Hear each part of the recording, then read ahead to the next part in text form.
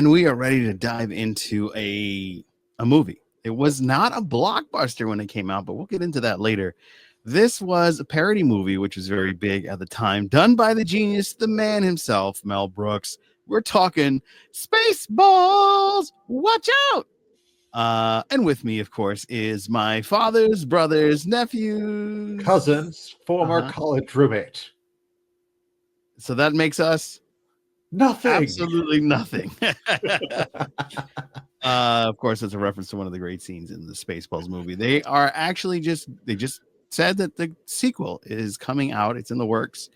They're filming it right now. They're filming Bill Paxton and his son, Bob, who's going to play a character in the new movie. I'm assuming his actual son. That would be very funny. And if they name his son Bob, that would be hilarious. But I have a feeling it's going to be Barf for the late John Candy. And a lot of other slew of cool things are happening with that movie. So I'm excited. I know you're excited. My father's roommates, cousins, brothers, sister, Bill.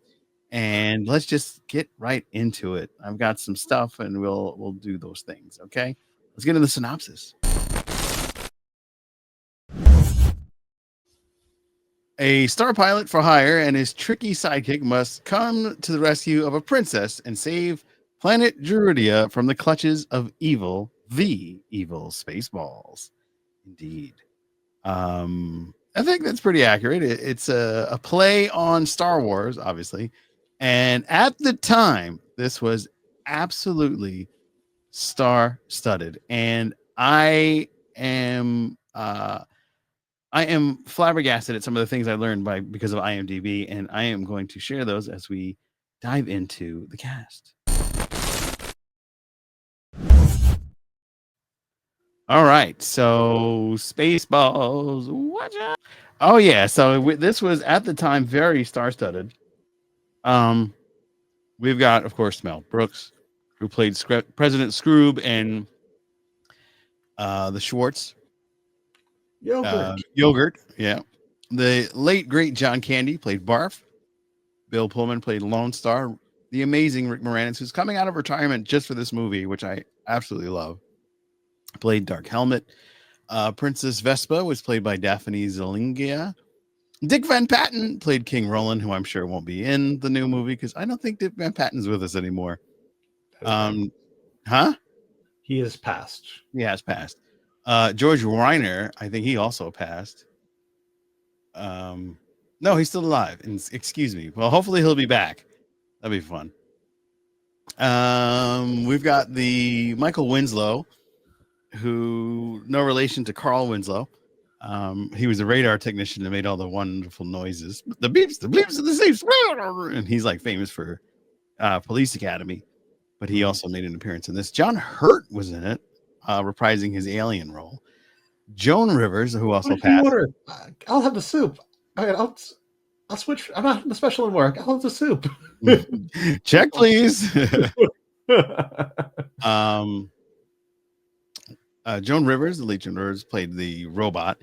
She just did the voice. Lauren Yarnell Jensen played Dot Matrix at that time. I don't think she's with us anymore.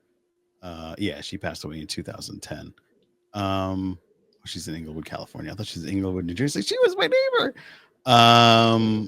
And of course, this slew over wonderful, great people that were in this. Now let's go into the reception really quick. Let's change it up. All right. So the reception for this movie is surprising. It was 7 out of 10. And we are no longer going to Rotten Tomatoes because, people are like kind of over it. So let us jump into what we know best, and that's what worked and what didn't work. Start out with what worked. All right, Billy, what worked for you? What I love about this movie is the fact that back in the 80s, this was considered a PG movie. Yeah. Movies that have lines like, "We ain't found shit." Yeah. I mean, you get one cuss word, if I'm not mistaken, right? Oh, no, they had more than one curse word in this. They had, "I told you to shoot across our nose, not up it. Who made it? I did. He's my cousin." He's an Who the hell asshole. are you? He's an asshole, sir. I know that, but what's his name? Major Asshole. Asshole, sir. And his cousin?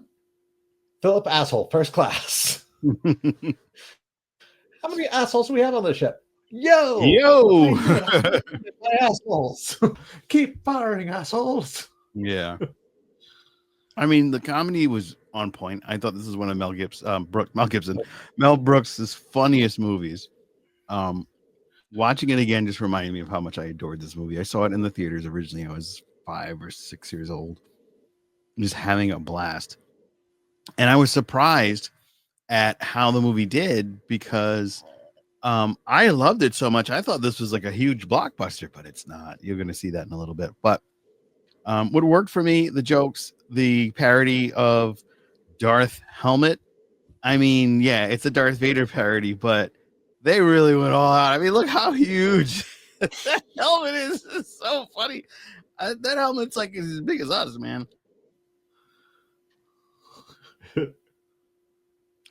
Hilarious comedy here. And of course, what worked, one of the big comedy jokes of this one is, you have these guys, they took the outfits of the Spaceballs to get the princess, just like in Star Wars. It's beat for beat, very similar with funny antics. But then you come to find out the Spaceballs capture them. He's like, "Oh, we got to get him. They're on the ship. We get him off the ship. Okay, we found him, sir. You didn't find them. You found their stunt doubles. But what gets me here is the stunt double for the princess has a mustache." This movie has some of the best lines, some of the greatest comedy in history, but it didn't get the accolade it deserves. But it's so beloved and probably did much better on home DVD or VHS at the time that warranted the love that it gets. I think it just well rated 7 out of 10 movie. I think it would be even higher in my purview. What do you think? Oh, absolutely. It's funny. For some reason, I'll say that I find Kevin Smith's films are like my favorite films of all time, but I celebrate the 37th viewing of every time I've seen those. Mm-hmm. I You were saying? I lost track of how many times I've seen this movie. I watch this movie anytime to kill time. I just enjoy this movie a lot. Yeah, I mean, anytime you got this great cast, these comic legends, it's gonna be hysterical. Another thing was the Chewbacca of this. Instead of putting John Candy in a furry suit, they were like, "Hey, let's just go ahead and make him a dog, and he can actually talk," which I thought was clever. I thought it worked better than just hearing somebody go "Arr!" all the time, which is still kind of funny, but it's just a great movie. And Pizza Hut, come on. Pizza the Hut, yeah, I almost forgot about that. He's hilarious. And then Pizza the Hut ate himself to death. Pizza's gonna order out for you. Yeah, those were great. There's so much classic comedy in this. It's just ahead of its time, and I absolutely adore it. So let's see the very minimal of what didn't work. Is there anything? I don't know. So what didn't work for you? I'm going to say there's one line that even Mel Brooks said didn't work. It's irreversible, like my raincoat. I'm like, yeah, I can understand. Like, he even said that was a dumb line. Yeah. And I'm like, but really? And also, I guess, for some extent, no, actually, I can't really think of that many other lines that were bad. Yeah, I mean, the whole thing, I mean, this catapulted Tim Russ as a sci-fi guy. He just recently put out a video. The news is that he may be returning, but he hasn't found shit yet. So I'm sure that's going to be fun. And it's really hard to go and pull back the nostalgic love that I have for this movie to pick something bad. I would say maybe the ship turning into a vacuum was a little dumb, and they could have done something else with that, but I don't know, it still kind of hits and it still makes me laugh. So it's hard to find a moment where I don't like it in this movie because it's just It knows where it knows what it is. It knows it's a parody and it knows it's silly, so it doesn't really spend too much time trying to do anything other than that. Yep, and unlike some of the more modern parodies, it holds up a lot better. I mean, Yeah, don't get me wrong, Scary Movie was probably one of the better parodies in recent years, but Scary Movie and Scary Movie 2 don't night hold and up. day, night and day. Yeah. Yeah, yeah. All right. Well, here's a funny thing. Let's get into the reception. So, how much? Just I don't know if you looked it up. Did you look it up? No, How much money do you think this movie made? Don't look at it. I'm going to say in the thousands. All right, in the millions. It made $38 million worldwide. Now that's a flop, like totally today. That's what movies make in one day. Even like the Yeah. reduction of um people theater going experience hasn't changed, but the amount of people going to the theaters has changed. It's kind of on a down tick, but you know it's interesting to see how people went to the movies back then. It made only 38 million.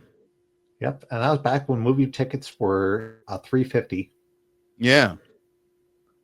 So when it came out, it was number 2 at the box office its opening weekend with $6 million, which I think at that time might have been pretty good, but not the greatest. But then it just kind of fizzled out. It dropped 27% from 30%, and then it could just continued until it fizzled out in the end of the summer. But it ran the whole summer from the end of June to the beginning of August. So it had its time, but it just surprised me how lackluster the amount of tickets were sold for that. It was amazing to me. Yeah. So that's that. One final glance at Spaceballs. Go back into the member berries. Let's see what you got.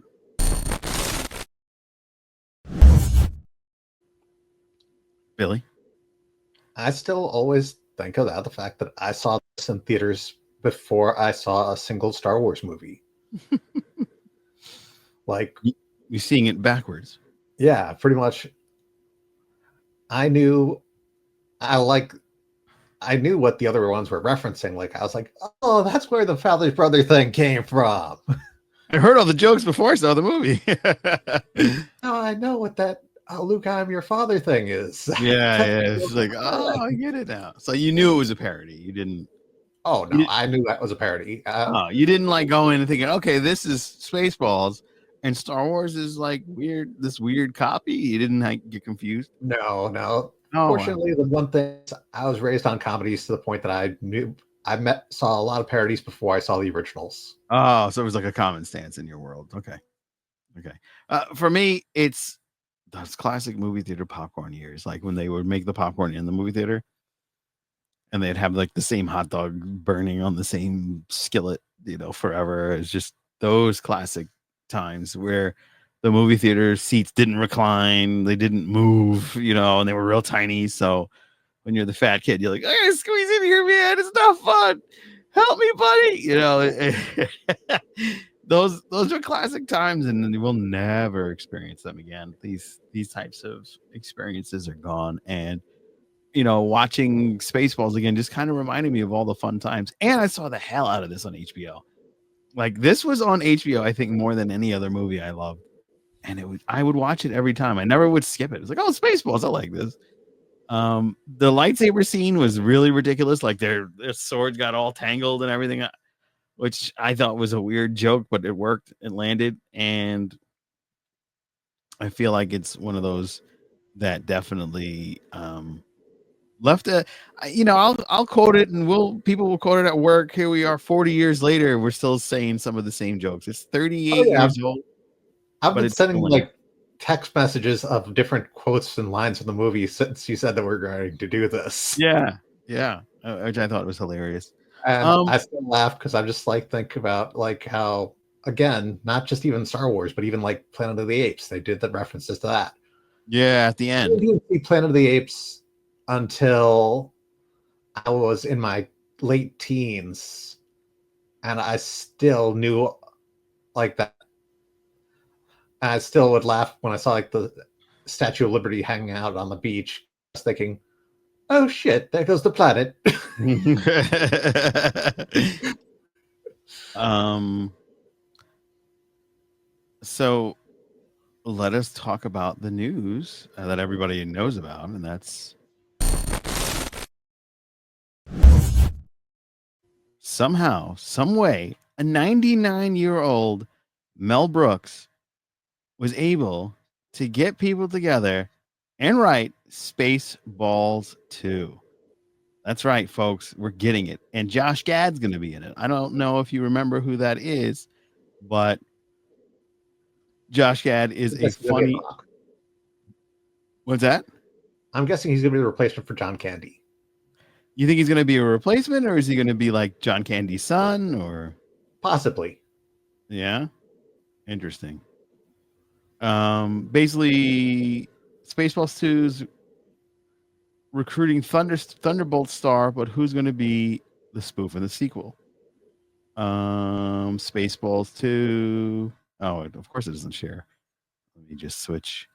Ugh, nothing like this damn app to not follow the stuff. All right. Mel Brooks is returning to make Spaceballs 2, and there's already a ton of exciting updates about the long-awaited sequel to Spaceballs. Now, if we remember in the original, they were always going to be like, oh, we're going to make Spaceballs 2, the search for more money. And it never came to fruition. Now, do you think it's going to be called The Search for More Money? It has to be. That's like, you set it up. You got to do that. Come on. As I stated, the film was only a moderate success upon its original release. It soon became a cult hit on home video thanks to pitch perfect setup of the original Star Wars trilogy. So yeah, that's what I figured. It was like the home theater like killed it, made it like an explosion of greatness.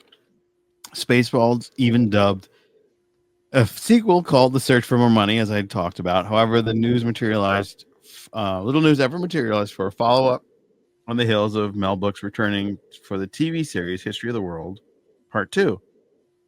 Spaceballs 2 has been formally confirmed for 2027, with the Spaceballs franchise continuing to balloon and prove Brooks's sharp barbs precedence. It's exciting to see the sci-fi parody will return for a new chapter. So they've talked about who's going to be in it. Josh Gad, who's co-writing Spaceballs 2. And he's one of the chief creators on the film. So Josh Gad has a lot to do with it. In an interview with Kelly Ripa on her podcast, Let's Talk Off Camera, Gad revealed that how he's involved with Mel Brooks is in the development of the sequel story, and that his spoof will be on the more recent Star Wars lore. During the conversation, Gad sly revealed that it will likely poke fun of the Disney area of the science fiction franchise. That's awesome. Yes. They're going to have a lot to work with, because though I don't know what they were thinking with some of these. Like Last Jedi on was like, what's going on? What do you feel so far about do you like Josh Gad as a writer? Have you experienced anything that he's done? No, I've only known him as an actor, and pretty much between like only from Book of Mormon and Frozen. Okay. All right. So Gash said, Mel is incredibly involved. I'll share a funny story that I haven't yet shared. While we were pitching him the original concept for what we wanted to do with the film, at the beginning, he goes, I'm just telling you now, I want you to really go into detail because I don't know a lot about the Star Wars film. And I was like, okay. So I'm literally like, I am a combat vet just going to war in front of one person. I'm sweating. I'm getting into every little line and every little beat and every little comedic set piece and every reveal. And I'm painting all of it. I'm speaking on how this speaks to a certain Star Wars moment. So this is going to be something else. I can't wait. They already put a teaser out. Let's take a look at that. And probably going to be an ad up there first, but of course we can't play the music because they will ding us.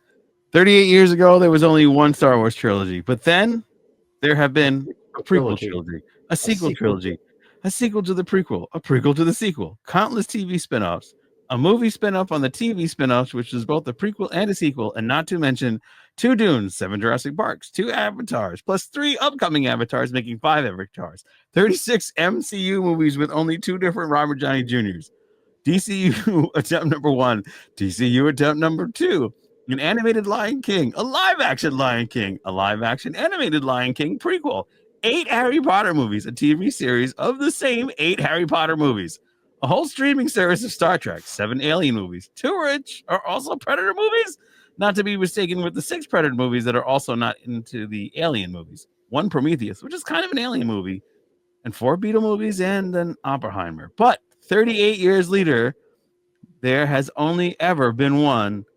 Spaceballs. Spaceballs. Watch out. So this teaser made me very happy. I can't wait. I also love Mel Brooks in this trailer. Yeah. Until now. After 40 years, we asked, what do the fans want? But instead, we're making this movie.